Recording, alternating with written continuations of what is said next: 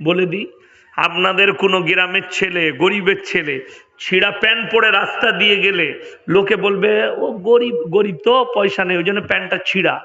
আর ওই ছিঁড়া প্যান্টটাই শাহরুখ খানকে পরিয়ে দেন, বলবে দারুণ ডিজাইন বে, প্যান্ট খান কোথায় পাওয়া যাবে বলতো? ঠিক বললাম না ভুল বললাম? খালি লোকটা পাল্টে গেল, প্যান্টার মূল্য বেড়ে গেল। এরপরে বাঁশটা লাও, বাঁশটা দিচ্ছি। আমাদের সমাজে সুদ খেয়ে বড় লোক হয়েছে, হারাম খেয়ে বড় লোক হয়েছে, মসজিদে 5,000 10,000 টাকা দান করেছে, তাকে আমরা চেয়ার ছেড়ে দিই, তাকে সম্মান করে। আর একটা লোক হালাল ব্যবসা করে, দিনদার, নামাজি, হারাম খায় না, 500 টাকা দাম করে দান করে, তার কোনো মূল্য নাই। ওরে নেমো হারাম, যে হালালের পয়সা 10 টাকা দান করবে আর হারামের যদি 10 লাখ দান করে, ওই 10 লাখের থেকে 10 টাকা বলার মূল্য বেশি। এই হচ্ছে আসল ব্র্যান্ড। তোমরা ব্র্যান্ড চিনতে পারোনি। তোমরা মনে করেছো ইয়াসিনের হাতে ঘড়ি আছে মানে ইয়াসিনি ব্র্যান্ড। না, মৌলবি চিনতে হবে। না, বড় লোক পয়সা দিলে তার পয়সাটা হালাল কিনা হারাম এটা জানতে হবে। আপনি আমার গ্রামে চলুন, আল্লাহর রহমতে 5,000 বসতির গ্রাম, সব মুসলিম, জোরে বলুন সুবহানাল্লাহ। সব মুসলিম, 5,000 ঘর, একটাই মসজিদ। কটা মসজিদ বললাম? একটাই মসজিদ। এই আগে যা ছিল ছিল, নতুন করে 1 কোটি টাকার মসজিদ তৈরি হলো, 1 টাকা বাইরের লোকের নাই, সব ওর সাথে বাড়ালো 2 তালা। আমার গ্রামের নিয়ম আছে, মসজিদ কমিটিতে যারা থাকবে তারা দুর্নীতিবাজ হতে পাবে না। কোন রকমের হারাম ব্যবসায় জুড়ে থাকলে তাকে সাসপেন্ড করা হবে, এবং 5 ওয়াক্তের নামাজি হতে হবে মসজিদ কমিটিতে থাকতে হলে। আর আমি বহু জায়গায় দেখিয়ে দেবো, মসজিদের সেক্রেটারি হয়েছে হারামখোর, জুম্মা ছাড়া নামাজি পড়ে না। ঠিক বললাম না ভুল বললাম? রাগ করেন না, দরকার পড়ে আমাকে দাওয়াত দিবেন, আমি বাস্তব কথা বলছি। আমার মাদ্রাসার সেক্রেটারি আছে, চলুন, ফজর কোনোদিন কাজা পাবেন না। আমার মাদ্রাসার কমিটি আছে, ফজর কাজা পাবেন না, আল্লাহর কৃপায়। আর দ্বিতীয় নম্বর, আমার মাদ্রাসা, আমার গ্রামের মসজিদে যারা রাজনৈতিকের সঙ্গে জুড়ে আছে তারা মাদ্রাসা মসজিদের কমিটিতে থাকতে পাবে না। এটা রুলস আমাদের গ্রামে। আলহামদুলিল্লাহ, আমাদের মসজিদের উন্নতি, মসজিদ কমিটি এত ভালো। মসজিদের উন্নতি গিয়ে দেখে আসুন, চলুন আমার সঙ্গে, আমার গাড়িতে চেপে দেখতে পাবেন, মসজিদের কমিটিকে দেখতে পাবেন, তারা দাড়িওয়ালা কিনা, তারা নামাজি কিনা, না আমি মিথ্যা বলছি এটা জানবেন। চলুন গিয়ে খোঁজ নেবেন। এই যে রেকর্ডিং হচ্ছে, এটা কি আমার গ্রামের লোক শুনবে না? কথা বলেন, শুনবে। আমার গ্রামের লোকও আমাকে ভালোবাসে, শুনে, তারাও শুনবে। ইয়াসিন সাহেব এই কথাটা বলেছে, এটা মিথ্যা হলে তারা ধরবে না? ধরবে না? কথা বলে ধরবে, তুমি মিথ্যা বলেছো। কিন্তু ইয়াসিন মিথ্যা কথা বলেনি। আমার আব্বাজি মোল্লা শওকত আলী মাজাহিরি, অনেকে চিনে, ইউটিউবে অনেকে জলসা শুনেছেন আমার আব্বাজি। আমার আব্বাজি হচ্ছে মসজিদের সেক্রেটারি আমার গ্রামের। আমি আমার আব্বার মাদ্রাসার শিক্ষক। চলুন মাদ্রাসার উন্নতি দেখে আসবেন, মাদ্রাসার নিয়ম কানুন দেখে আসবেন, মাদ্রাসায় কোনো কমিটি মাতাল আছে কিনা দেখে আসবেন, সুদখোর আছে নাকি দেখে আসবেন। আর আপনাকে আমি দেখিয়ে দেবো বহু জেলায়, আমি দিনাজপুরের কথা বলছি না, এইখানে লোক খুব পরেজগার, কি বুঝলেন? আপনাদের দেশের লোক খুব ভালো আল্লাহওয়ালা, আমি আপনাদের জেলার কথা বলি নাই, বাকি অন্যান্য জেলার কথা বলছি। আমার ভয় লাগছে নেমে গিয়ে যদি আটকায়, আমার জেলার কথা বলেছে, ওই জন্য তোমার জেলা নয়, আপনাদের জেলা খুব ভালো, ভদ্র, নম্র, বিনয়ী, খুব ভালো আপনারা। কিন্তু বাস্তব কথা বলছি, শুনেন, আল্লাহকে ভয় করেন। কিয়ামত ওই জন্য কাছে, সুদখোরের পয়সা আছে মাদ্রাসা সেক্রেটারি করে দে, সুদ খেয়ে বড় লোক হয়েছে, লোকের মেরে নিয়ে সম্পত্তি করেছে, মসজিদের কেসিয়ার করে দে, সেই মসজিদ মাদ্রাসায় জীবনে উন্নতি হতে পারে না। লিখে নিয়ে যাও, তার জীবনে পরিবর্তন নাই। হ্যাঁ, সে যদি ইস্তেগফার করে পরিবর্তন আসে, দাড়িওয়ালা হয়ে যায়, নামাজি হয়ে যায়, পাপ কাজ ছেড়ে দেয়, তখন কিন্তু সে স্থান পাবে।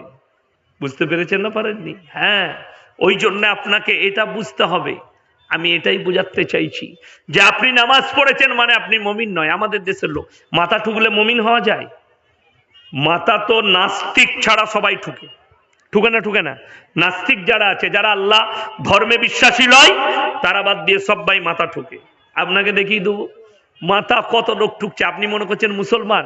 এই আমি মোবাইলে দেখছিলাম, বোম্বে থেকে নাকি মহারাষ্ট্র থেকে একটা মেয়ে রাম মন্দির উদ্বোধনে, মুসলিমদের মেয়ে মুস্কান না কি নাম, সেই মেয়েটা আসছে।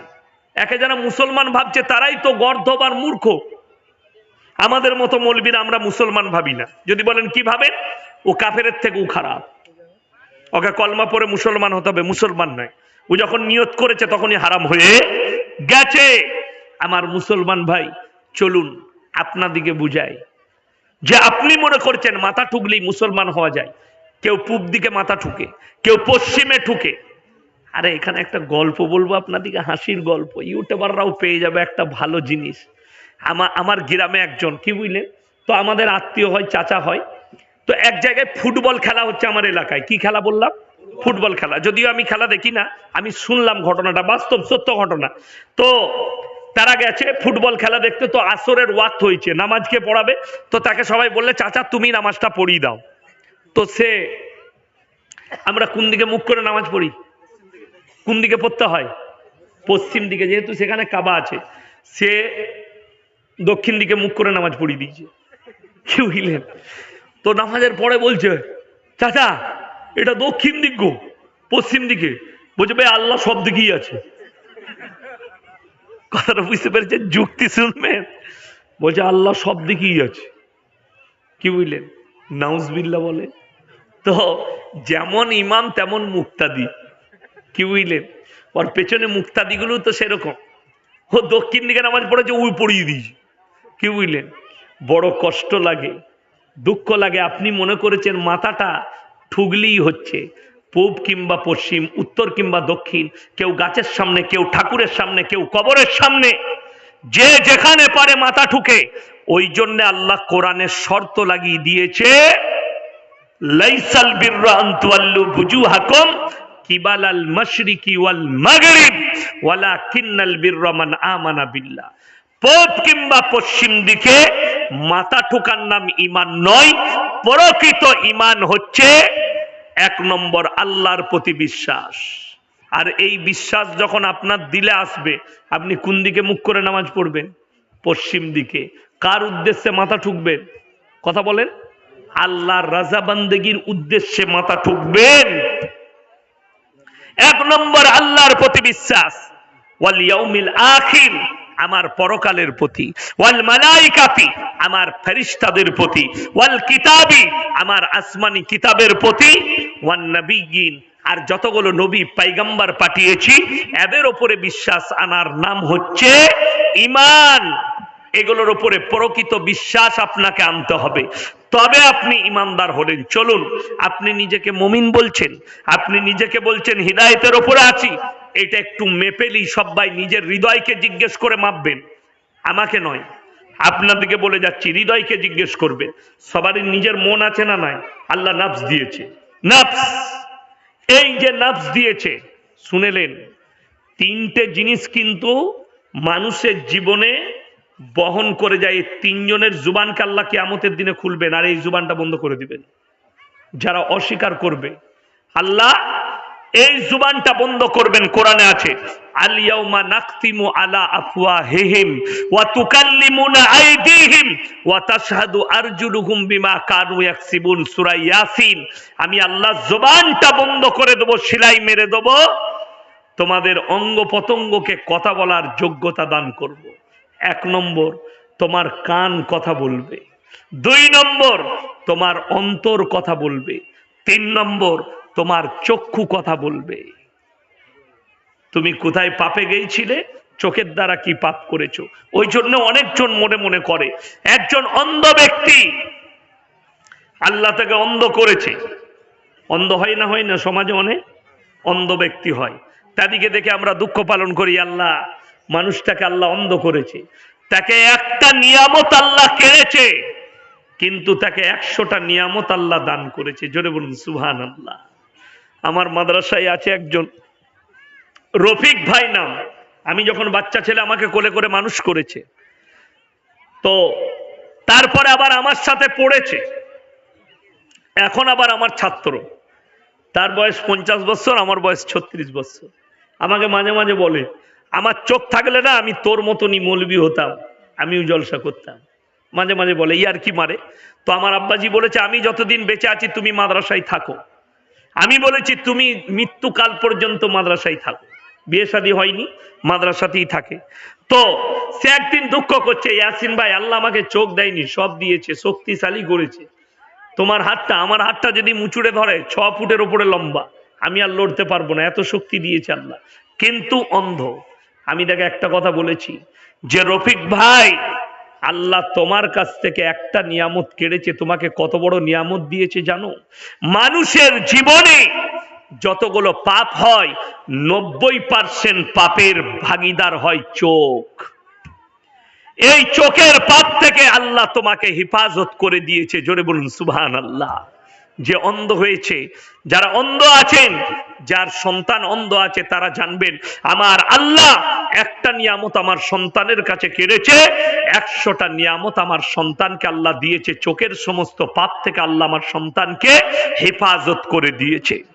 আমার মুসলমান ভাই, এরপরে আমি আপনাদের সঙ্গে কোরআনে যাব, সূরা বাকারার একবারই প্রথমে, যে আল্লাহ তাআলা মানুষকে, আমাদের মধ্যে মুমিনকে, ইমানদারকে হিদায়াতের উপরে কারা আছে এটাকে একটু মাপুন। বিসমিল্লাহ।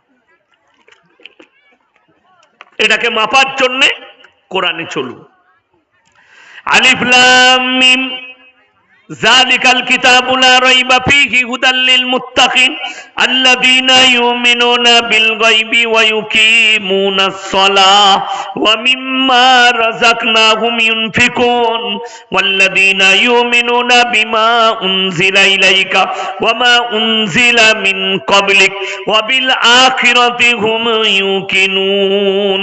আলিফ লাম মিম, আলিফ লাম মিম রা, তাসিন তাসিন মিম ইয়াসিন কাফ ইয়া আইন সাদ।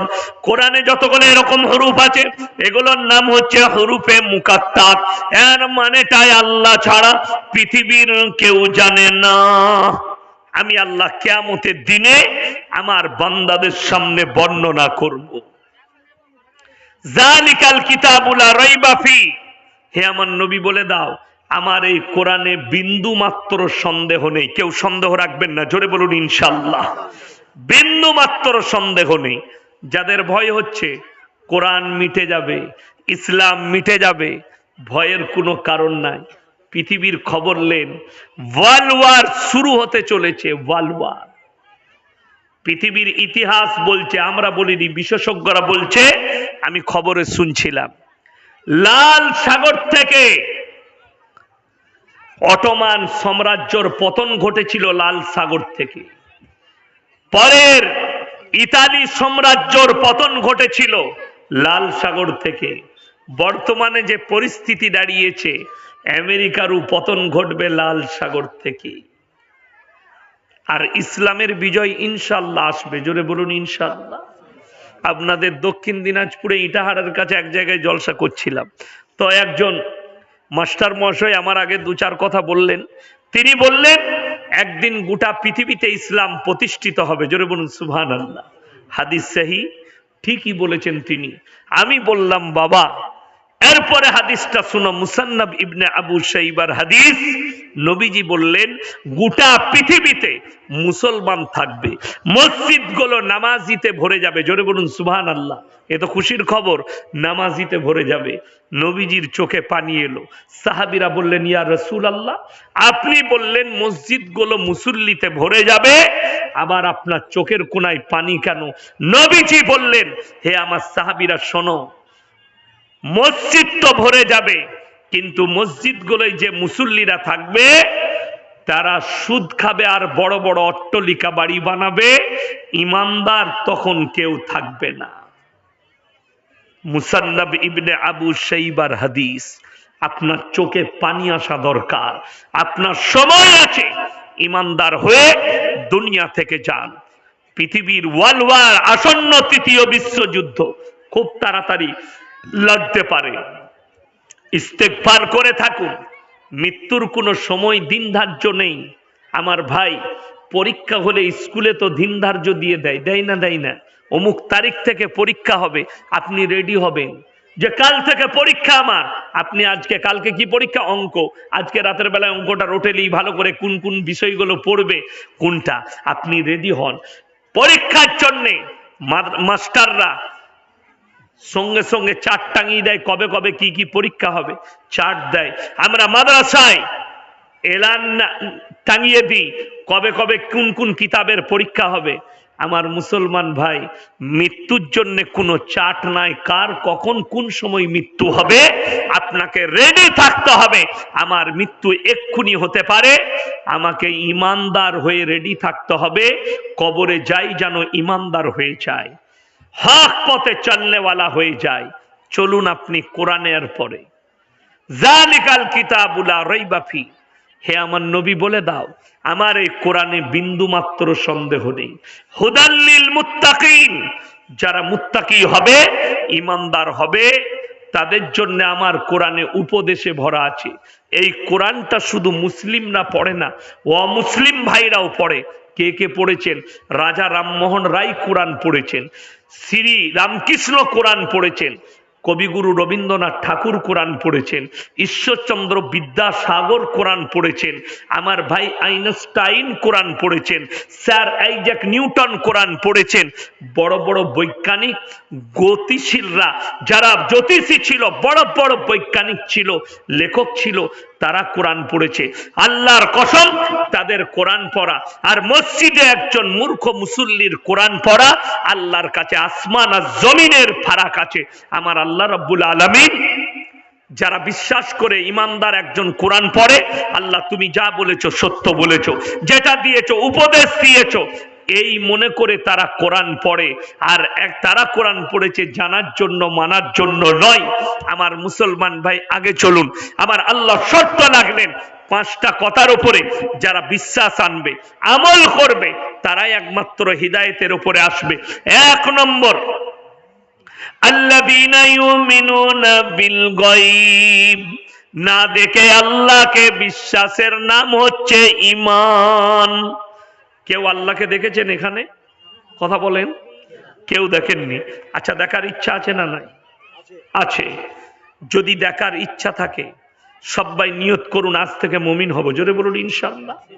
মুমিন যদি হন, জান্নাতি দিকে আল্লাহ সব থেকে দামি উপহার যেটা দিবে, সেটা হচ্ছে কি? আল্লাহর দিদার। জোরে বলুন সুবহানাল্লাহ। আল্লাহ দিদার হবে। ভেবে দেখুন, আল্লাহ রসুলকে কেউ দেখেছেন? দেখেননি। মুসলমানদের ইমান বেঈমান কাফেররা ধ্বংস করছে এই মোবাইলের দ্বারা। আপনারা হয়তো জানেনই না, এই মোবাইলের দ্বারা বেঈমান কাফেররা মুসলমানদের ইমান ধ্বংস করছে। যদি বলেন কেমন করে, শুনেলেন।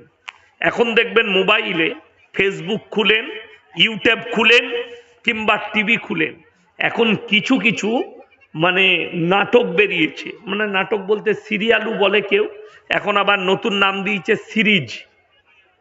সিরিজ সেগুলোতে কি হয় দেখবেন, ইউসুফ নবীর ঘটনা ভিডিও করে দেখাচ্ছে। দেখাচ্ছে না? দেখেন নাই? একটা সুন্দর ছেলেকে ইউসুফ নবী বানিয়েছে।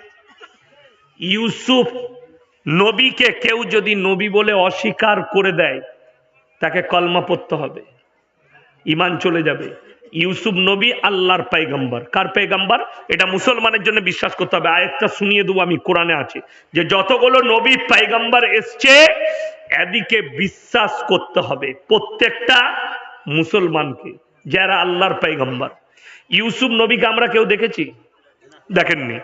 এরপর ভিডিওতে যারা ওই ছেলেটাকে দেখছে, যাকে ইউসুফ নবী সাজিয়েছে, যে মেয়েটাকে জুলাইখা সাজিয়েছে, অথচ ওই মেয়েটা হয়তো কোনো পতিতালয়ের মেয়ে, দেহ ব্যবসায়ী মেয়ে, ফিল্ম করে খায়, দেহ বেচে খায়, দেহ নাচিয়ে খায়, তাকে জুলাইখার সঙ্গে তুলনা করছে।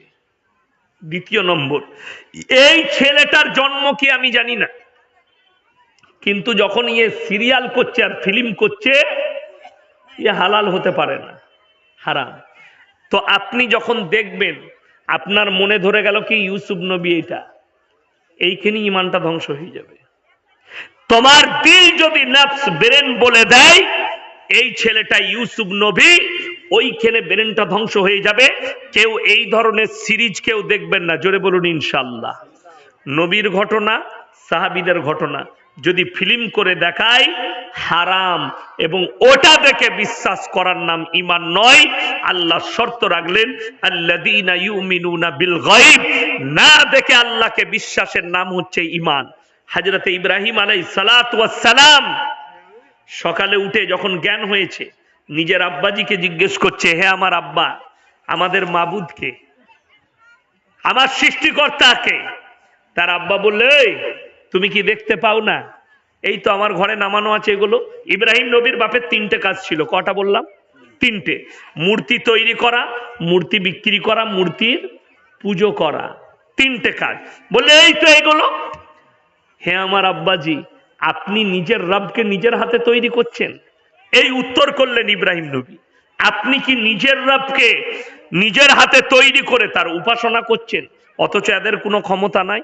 কোরআনে আছে, ইয ক্বালা লিআবিহি ইয়া আবাতি লিমা তা'বুদু মা লা ইয়াসমাউ ওয়া লা ইউবসিরু ওয়া লা ইউগনি আনকা শাইয়্যা।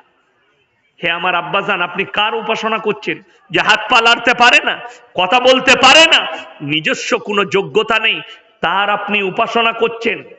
এই রাস্তা ছেড়ে আমার আল্লাহকে বিশ্বাস করুন। শয়তানের রাস্তা। ইব্রাহিম নবী বলেছিলেন, সকালবেলায় উঠে ইব্রাহিম নবী দেখতে পেলেন সূর্য উঠেছে। সকালবেলায় সূর্যটা কত সুন্দর লাগে, কথা বলেন। দেখবেন লাল পারা হয়ে সূর্যটা খুব সুন্দর লাগে। সেই সূর্যকে দেখে ইব্রাহিম নবী বললেন, এ হামারা মাবুদ হ্যায়। সূর্য যখন মিটে গেল, সন্ধ্যাবেলায় ডুবে গেল, অস্ত চলে গেল, বলে ইয়ে মেরা রব নেহি হো সকতা, এটা আমার প্রভু নয়, আমার আল্লাহ নয়, এটা আমার সৃষ্টিকর্তা হতে পারে না। চন্দ্র উঠে এলো, বলে এর আলোটা এত মিষ্টি, এত সুন্দর, তাহলে এটাই আমার রব, এটাই আমার সৃষ্টিকর্তা। সকাল হইলে চন্দ্রও মিটে গেল, এরপরে বললে এটাও আমার রব নয়। যখন ইউ মিটে গেল, আল্লাহ আওয়াজ দিয়েছেন, ইন্নাকা আনতা আল্লামুল গুয়ুব, জোরে বলুন সুবহানাল্লাহ। তোমার রব হচ্ছে আলিমুল গায়ব। পাহাড়ে ছুটলেন ইব্রাহিম নবী, হামারা রব কোন হ্যায়, আমার সৃষ্টিকর্তা কে? আমার আল্লাহ আওয়াজ দিয়েছেন ইব্রাহিম নবীকে, আমি অদৃশ্যের মালিক। শোনো ইব্রাহিম, আমি হচ্ছে আলিমুল গায়ব, না দেখে বিশ্বাস করো। ইব্রাহিম নবী দাওয়াত দিতে শুরু করলেন, আল্লাহ নবুয়ত দান করলেন, জোরে বলুন সুবহানাল্লাহ। ওই জন্য আল্লাহ কোরআনে শর্ত রেখে দিয়েছেন, আল্লাযীনা ইউমিনুনা বিল গায়ব, না দেখে আল্লাহকে বিশ্বাসের নাম হচ্ছে, সকলে বলুন কি? ঈমান। এরপরে আগে একটু চলুন, আরো একটু আগে চলুন। এরপরে দ্বিতীয় নম্বর, ওয়ায়ুকিমুনাস সালাহ, এটা দ্বিতীয় নম্বর। পাঁচটার মধ্যে তারা যেন পাঞ্জেগানা নামাজি হয়। আল্লাহ নবীর হাদিস, যারা বেনামাজি আছেন তারা শুনে যান, যারা নামাজ পড়ছে তাদের এনার্জি আছে তারা শুনে যান। আল্লাহ কোরআনে বললেন তারা যেন পাঞ্জেগানা নামাজি হয়, যারা হিদায়েতের উপরে আসতে চায়, মুমিন হতে চায়। আমার নবীজি বললেন, যার নামাজ নাই তার ইসলাম নেই। নবীজির হাদিস। তুমি না হাদিস কাটতে পারবে, না কোরআন কাটতে পারবে। হে মুসলমান, তুমি বেনামাজি নিজেকে মুমিন বলে দাবি করো, তুমি বেবাদ্দিন তুমি নিজেকে মুমিন বলে দাবি করো, কোন হিসাবে করো? চলুন আরো একটু আগে চলুন। নামাজ কেমন জিনিস, যারা পাপী আছেন তারা শুনে যান। মায়েরা যারা নামাজ পড়েন না, ভাইয়েরা যারা নামাজ পড়েন না, যারা পাপেতে লিপ্ত আছেন তারা শুনে যান। নামাজকে কি হাতিয়ার বলা হয়েছে? কোরআন বলছে, ইন্নাস সালাতা তানহা আনিল ফাহশাই ওয়াল মুনকার। নিশ্চয়ই নামাজ এমন একটা ইবাদত, মানুষ যখন নামাজ পড়তে লাগে পাপ থেকে সরিয়ে ভালো কাজের দিকে নামাজটা দিকে নিয়ে যায়। জোরে বলুন সুবহানাল্লাহ। আপনি নামাজি হন, পাপ মুক্ত জীবন গড়ে যাবে। অনেকজন বলে, মৌলী সাহেব নামাজ কি করে পড়বো? কেন? বলে আমার গ্রামের লোক চুরিও করে নামাজও পড়ে, আমার গ্রামের লোক জিনা করে নামাজ পড়ে, আমার গ্রামের লোক সুদ খায় নামাজ পড়ে। শুনেলেন, নামাজি কখনো চোর নয়, চোর নামাজি সেজে যায়। নামাজি কখনো ব্যভিচারী নয়, ব্যভিচারী নামাজি সেজে যায়। নামাজি কখনো সুদখোর নয়, সুদখোর নিজের পাপটাকে ঢাকার জন্য নামাজি সেজে যায়। ওই জন্যে নামাজ খুব সুন্দর জিনিস। পাপ মুক্ত জীবন গড়ার একটা মাধ্যম হচ্ছে নামাজ। ওই জন্য নবীজি বলেছেন, যার নামাজ নেই তার ইসলাম নেই। আপনার কাছে নামাজ নাই, ইসলাম নাই। নামাজের সম্পর্কে যদি বলেন, আমরা নামাজ তো পড়ি, নামাজে মনোযোগ থাকে না। কোরআন আবার নসিহত করেছে, তাদের জন্য উপদেশ দিয়েছে যারা বলছে নামাজ পড়ি কিন্তু নামাজে মনোযোগ থাকে না। আমার আল্লাহ কোরআন, আমার নবীজি বললেন যে তোমরা ফাইন্নাহু ইয়ারাক, যখন নামাজে দাঁড়াবে মনে মনে ভাববে আমি আল্লাহকে দেখতে পাই বা না পাই, আমার আল্লাহ আমাকে অবশ্যই দেখছেন। এটা মনে মনে ভাববে, তবে নামাজে মনোযোগ আসবে। যে এবং দুনিয়ার যত খারাপ কাজ আছে সব ফেলে দাও, যত হাজত আছে সব সেরে নাও, আল্লাহর ঘরে এসে দাঁড়িয়ে যাও। ফাইন্নাহু ইয়ারাক, নামাজে দাঁড়ালে মনে মনে ভাববে আমি আল্লাহকে দেখতে পাই বা না পাই, আমার আল্লাহ আমাকে অবশ্যই অবশ্যই দেখতে পাচ্ছেন। আমার ভাই, তবে আপনি নামাজের মধ্যে মনোযোগ আনতে পারবেন। আল্লাহ কোরআনে অপর জায়গায় বলেছেন, হে নবী বলে দাও যারা আমার প্রিয় বান্দা হবে, সূরা ফুরকান, ওয়াল্লাযীনা ইয়াবিতুনা লিরাব্বিহিম সুজদান ওয়া কিয়ামা, রাতের অন্ধকারে রাত জেগে কেঁদে কেঁদে যারা আল্লাহর ইবাদতে রাত যাপন করে তারাই হচ্ছে আমার প্রিয় বান্দা। সবাই রাত জাগরণ করুন, আল্লাহর ইবাদতে জীবনটাকে অতিবাহিত করুন। পৃথিবীর যা কিছু দেখছেন আল্লাহর কসম, আল্লাহ মানুষের জন্য সৃষ্টি করেছেন, আর মানুষকে আল্লাহ নিজের ইবাদতের জন্য সৃষ্টি করেছেন।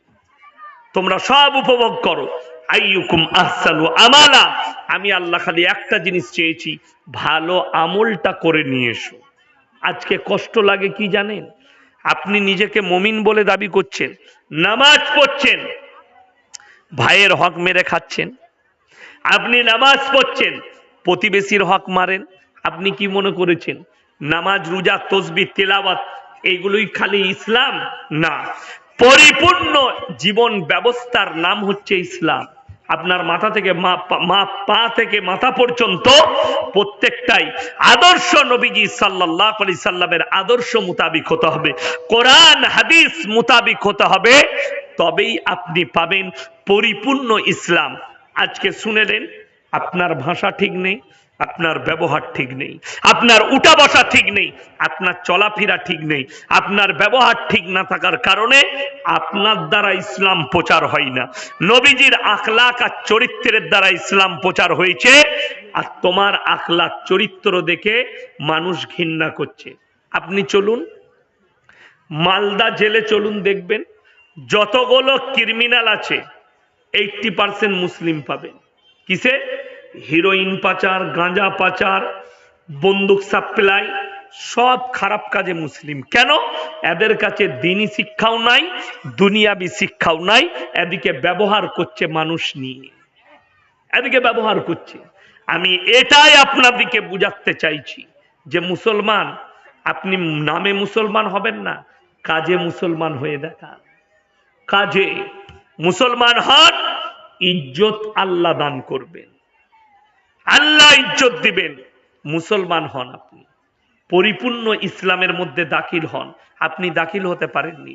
যদি মুসলমান আজকে মুসলমান থাকতো, তোমার কাছ থেকে তোমার বাবা মা আক্রান্ত হতো না, তোমার বাবা মা তোমার কাছ থেকে ভাত পেত। 5 ওয়াক্তের নামাজ পড়ো, বাবা মাকে ভাত দাও না, তুমি আশা কি করে করলে যে তোমার জন্য জান্নাত রেডি আছে? তুমি 5 ওয়াক্তের নামাজি, বাবা মাকে গালি দাও, তুমি কি করে আশা করে বসে আছো যে আমি জান্নাত পাবো? তুমি 5 ওয়াক্তের নামাজি, তাহাজ্জুদ পড়ো। রমজান মাসে বড় কষ্ট কোথায় লাগে জানেন? যদি বলেন বাম্মায়ের খিদমত করতে হবে, আমি বলবো না, কোরআনকে জিজ্ঞেস করুন। ইম্মা ইয়াবলুগান্না ইনদাকাল কিবার আহাদুহুমা আও কিলাহুমা ফালা তাকুল্লাহুমা উফিন ওয়ালা তানহারহুমা ওয়া কুল্লাহুমা কাওলান কারীমা। তোমাদের মা বাবা যখন বৃদ্ধকালে বৃদ্ধাত্বে পৌঁছে যাবে এমন করে খিদমত করবে যেমন তোমাদের শিশুতে লালিত পালিত করেছে। শব্দটুকু ব্যবহার করো না। দেখবেন বয়স হয়ে গেলে আমাদের মা বাবারা দেখেছি বিছানায় পিসাব করে না, করে না, হয়ে যায় না, হয়ে যায়। দেখবেন আর একটা কথা, সবাই শুনে নেন, নসিহতটা পাবেন না, আমি মারা যেতে পারি, আমাকে আর পাবেন না। হয়তো কোনো মৌলবীর মুখ থেকে শুনবেন, অন্য ভাষায় শুনবেন, অন্য ব্যাপারে শুনবেন, পাবেন না। আজকে শুনে যান জেহেনে গেতে। বাবা মা শুনেলেন বিছানায় পিসাব করলে আপনি যদি শব্দ ব্যবহার করেন, বুড়ো বুড়িগুলোকে নিয়ে কি কষ্ট হচ্ছে তুমি ভেবে দেখেছো? তুমি তোমার বাপের কোলে 5 বার লুঙ্গিতে পিসাব করেছো, তোমার বাপ হেসেছে, আমার ছেলে আমার কোলে প্রস্রাব করেছে। তুমি তোমার বাপের কোলে পায়খানা করেছো, বাপ হেসেছে বন্ধু বান্ধবের কাছে, আজকে জানিস আমার ছেলে আমার লুঙ্গিতে পায়খানা করে দিয়েছে, এটা খুশি বোধ করেছে। ঠিক বললাম না ভুল বললাম বাবা? ঠিক, আমাদের বাবারা করেছে। মায়ের কোলে 5 বার পিসাব করেছো, মা 5টা শাড়ি পাল্টিয়েছে, একবারও বলেনি বাচ্চাটাকে নেবো না, তোমাকে বুকে জড়িয়ে রেখেছে। বর্ষাকালে টপ টপ করে পানি পড়েছে, ওরে নেমো খারাম, তোর মা ভিজে কাপড়ে তোকে শুকনো কেতায় লেপটিয়ে সারা রাত বুকে জড়িয়ে রেখেছে। সেই মা বিছানায় একবার পিসাব করেছে, বলছো মাকে আর বাড়িতে রাখা যাবে না। একটা বুড়ো বাপ, মা মারা গেছে, বেঁচে আছে, 5টা বেটাকে পেলে বড় করেছে। আহা, বাজারে গেছে রায়গঞ্জে কাজ করতে, বাড়ি ফিরবে, জিলাপি কিনেছে খাবে বলে মিষ্টি, মনে পড়লো বাড়িতে আমার আব্দুল জব্বার আছে, আব্দুল সত্তার আছে, আব্দুর রহমান আছে, নিজের জানে দেয়নি রে বুকা, পকেটে করে নিয়ে এসে তোদের মুখে তুলে দিয়েছে। সেই বাপ বৃদ্ধ বয়সে 5 ভাই ঝামেলা করছে, ও বলছে তু খাওয়াগা, ও বলছে তু খাওয়াগা। ঠিক বললাম না ভুল বললাম? আর সেই হারামখোররা ফাঁস কাতারে নামাজ পড়ে বলছে জান্নাতে যাবো, তুই ঝাঁটা জুতো ছাড়া কিছুই পাবি না। কাবাহারের ফাঁস কাতারে যদি কেউ নামাজ পড়ে, নিজের মা বাবার সঙ্গে অপব্যবহার করে, কিয়ামতের দিনে পেরুবার রাস্তা খুঁজে পাবে না, লেখে নিয়ে যাও। কোরআন বলছে, হে আমার যুবক, তোমরা তোমাদের মা বাবার সঙ্গে উঁচু আওয়াজে কথা বলো না, নিচু স্বরে কথা বলো, এটা কোরআন।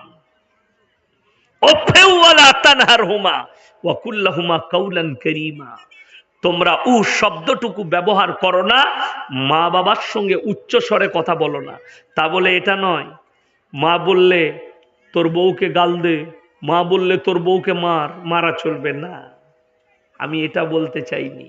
এরপর শুনেন, যে মা বাবারা ভাবছেন সালা ভালো মৌলবি এনেছিস তো মা বাবার খিদমতের লেগে বলল, হ্যাঁ আমি তো ওই রকমই মৌলবি, আমি কিন্তু নিউট্রাল মাল, আমি একতরফা মাল নয়। মা বাবারা শুনে যান, যারা মনে করছেন ইসলামে ছেলেদের হক, ছেলেরা মা বাবার খিদমত করবে, কিন্তু মা বাবার হক যদি এক ছেলের সম্পত্তি মেরে, হক মেরে আর এক ছেলেকে দেয়, সেই মা বাবাও আটকিয়ে যাবে কিয়ামতের দিনে, এটা লেখে নিয়ে যান। আল্লাহ সব থেকে কঠিন হিসেব নিবেন কিসের? হকের। কঠিন হিসেব নিবেন হক, যে তুমি যদি বান্দার হক মেরে থাকো, আল্লাহ কঠিন হিসেব নিবেন, ছাড়বেন না। আজকে শুনেলেন 2 ভাই নাইলে 3 ভাই, ছোট ভাইয়ের কাছে মা আছে, মা খাচ্ছে, মা থাকছে বলে আমি ছোটর কাছেই থাকবো। আমাদের দেশের লোকরা একটা মূর্খামি করে, যারা আছেন শুনেলেন, যারা বাবা আছেন মা আছেন তারা শুনে যান, বলে আমরা মরে গেলে তোরা সম্পত্তি ভাগ করবি, বলে না, বলে না অনেক মা বাবা বলে। তাদের মতো মূর্খ অশিক্ষিত আর কেউ সমাজে নেই, তাদের মধ্যে ইসলামী জ্ঞান নেই। ইসলামের তরিকা হচ্ছে তোমার বয়স হয়ে গেলে মরার আগে সমান ভাগে ভাগ করে দাও, যে যতটা পাবে হকদার তাদের নামে ততটা লিখে দাও। তা না হলে কি হবে শুনেলেন, মরে যাওয়ার পরে তুই কবরে শুয়ে থাকবি, শুয়ে শুয়ে দেখতে পাবি তোর বেটারা লাঠি নিয়ে মারামারি করছে। পাটির জোর যার কাছে বেশি, সেই বেশি মাল দখল করে নিবে। ঠিক বললাম না ভুল বললাম? যদি বলেন হুজুর আমি রাজনৈতিক বক্তা নয়, কিন্তু যার কাছে পাটির বল আছে সেই সব দখল করবে, তার পক্ষেই বিচার চলে যাবে। আর একজন অসহায় হয়ে যাবে, আমার আব্বাজি আমাদের 4 ভাই 2 বোন, আমরা 4 ভাই 2 বোন, যত সম্পত্তি আছে সব লিখে দিয়েছে। আমার আব্বার নামে 1 ছটা কিছু নাই। তো একজন আমার ফুফুইতো ভাই হয়, তো আমার আব্বাকে মামা বলে। তো আমার আব্বাকে মানসাই বলছে, মামা তোমার নামে কিছুই নেই, তোমার কি হবে? বলছে আমি অসুখে আছি না, আমার বেটারা আমাকে ভাত দেয়নি, আমার ইজ্জত। আমাদের 4 ভাই এখনো আমার আব্বাজির সামনে মাথা তুলে কথা বলতে পারি না ভয়ে। আমি তো খুব কম যাই সামনে, মাদ্রাসার শিক্ষক আমি, আমার আব্বা মোহতামিম মাদ্রাসার, তো আমি খুব কম যাই। অফিসে মিটিং হলে আমি সব শিক্ষকদের পেছনে থাকি, কি বলেন, সবারই পেছনে, কথা বলতে পারবো না। হ্যাঁ, যদি দেখি মাদ্রাসায় কোনো অন্যায় কাজ হচ্ছে আমি হক কথা বলি, ভাই আমি হকের উপরে থাকবো। তো আমি বার্তাটা কেউ কি দিয়ে পাঠিয়েও দিই, বলিও দিই কখনো, কিন্তু নম্রভাবে বিনয়ী ভাবে। আপনি আমার ভাই, মা বাবা আপনার দিকে বলে যায়, আপনারা ছেলের হক আদায় করুন। কোন সন্তান যদি মা বাবার শুনেলেন সন্তানরা, আমার বাপ আমাকে 1 কাঠা জায়গা দেয়নি, কিচ্ছু দেয়নি, তারপরও তুমি তোমার মা বাবার হক আদায় করো, সে তার জবাব আল্লাহকে দিবে, তুমি তোমারটা দিবে। বুঝতে পেরেছেন না পারেননি? কিয়ামতের দিনে কেউ কারুর জন্য এতটুকু যার্রা পরিমাণ বোঝা বহন করবে না। আপনি ভাবলেন কি করে যে আপনার হয়ে আর কেউ বোঝা বহন করবে? না, আমাদের দেশের সিস্টেম এটাই। তো আমাদের দেশের কিছু কি, আমি বললি, আমি ওই নামটা লুবো না, যাই হোক বলে দিই, কিছু মৌলবি বেরিয়েছে, কিছু হুজুর, তারা কন্টেকে জান্নাত দেয়। আমি কিন্তু কন্ট্রাক্টর নয়। আপনি ভালো কাজ করবেন, মান আমিলা সালিহান ফালিনাফসি ওয়া মান আসাআ ফাআলাইহা। যে ভালো করবে ভালো পাবে, যে অমঙ্গল করবে, খারাপ কাজ করবে, সে খারাপই পাবে। আল্লাহর কাছে ন্যায় বিচার হবে, অন্যায় বিচার নয়। আজকে বড় কষ্ট এটাই, আপনি ভেবে রেখেছেন আমি যত রকমের পাপ করি, অন্যায় করি,